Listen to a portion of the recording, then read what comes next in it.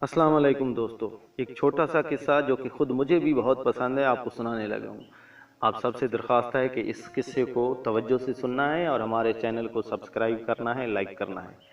ایک بادشاہ راستہ بھٹک کر کسی ویرانے میں پہنچا۔ وہاں جھونپڑی تھی۔ اس جھونپڑی میں رہنے والے شخص نے بادشاہ کی بڑی خدمت کی۔ وہ غریب جانتا بھی نہیں تھا کہ یہ بادشاہ وقت ہے۔ مسافر سمجھ کر خدمت کی۔ بادشاہ بہت خوش ہوا۔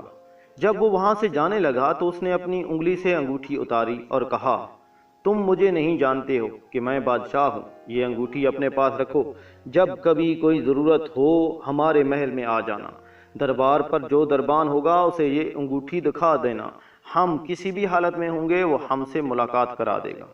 بادشاہ چلا گیا۔ کچھ دن کے بعد اس شخص کو کوئی ضرورت پیش آئی تو دیہاتی بڑے میاں گئے، محل کے دروازے پر پہنچے، کہا کہ بادشاہ سے ملنا ہے۔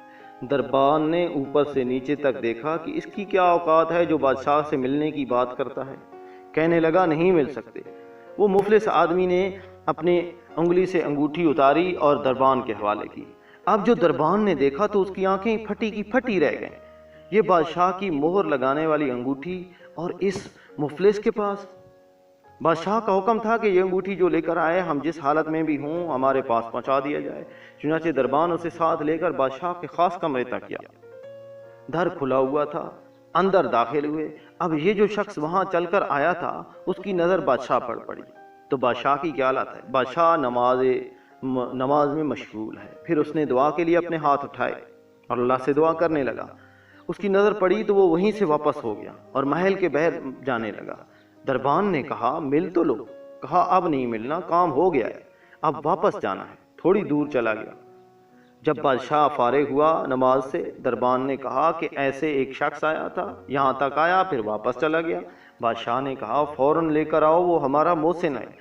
اس شخص کو واپس لایا گیا۔ بادشاہ نے کہا آئے ہو تو ملے ہوتے، ایسے کیسے چلے گئے؟